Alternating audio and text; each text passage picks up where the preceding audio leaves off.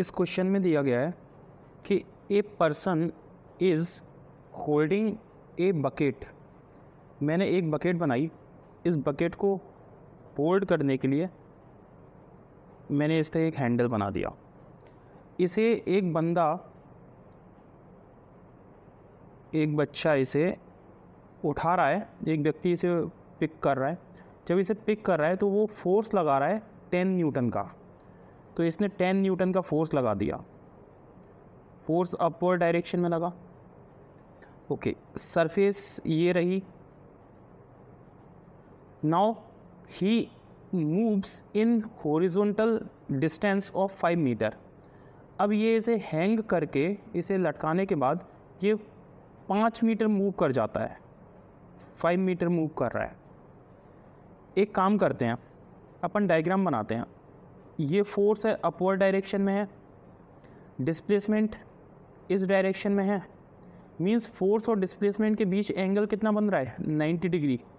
और एक चीज़ मैंने पहले अपने प्रीवियस लेक्चर में बताया था कि जब भी 90 डिग्री एंगल फोर्स और डिस्प्लेसमेंट के बीच में अगर बनता है तो वहाँ पर वर्क डन होता है 0। अपन इसे देखते हैं। मैं इतना जानता हूँ कि work done is equals to होता है force into displacement into cos theta. Force कितना है 10 न्यूटन का, डिस्प्लेसमेंट है 5 newton into cos theta. Cos 90 degree की वैल्यू कितनी होगी, 0। मीन्स ये वाली वैल्यू कितनी हो गई, 0। तो वर्क आ गया 0।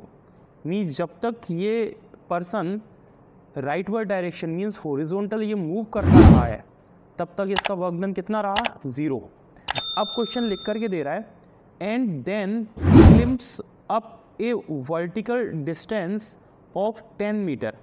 अब यही पर्सन 10 मीटर मीन्स पहले 5 मीटर इस डायरेक्शन में मूव किया, 5 मीटर, अब 10 मीटर इस डायरेक्शन में मूव किया अपवर्ड डायरेक्शन में। अपवर्ड डायरेक्शन में कितना, 10 मीटर, इस डायरेक्शन में कितना, 5 मीटर।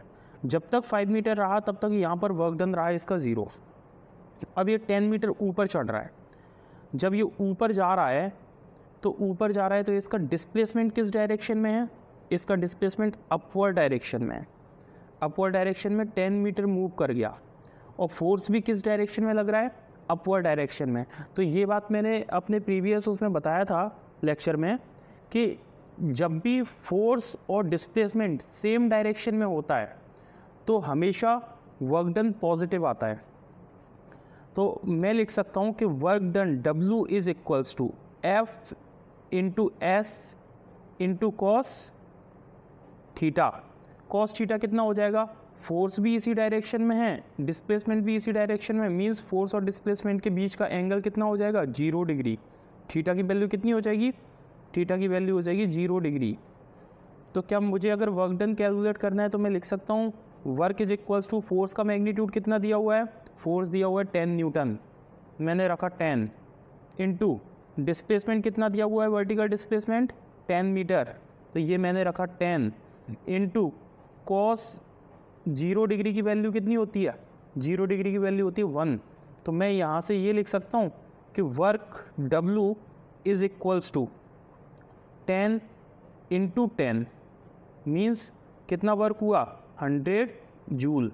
तो यहाँ पर वर्क है 0, यहाँ पर है 100 जूल, तो टोटल वर्क कितना हो गया, टोटल वर्क हो गया, टोटल वर्क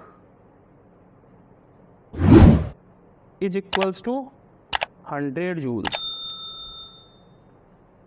थैंक यू।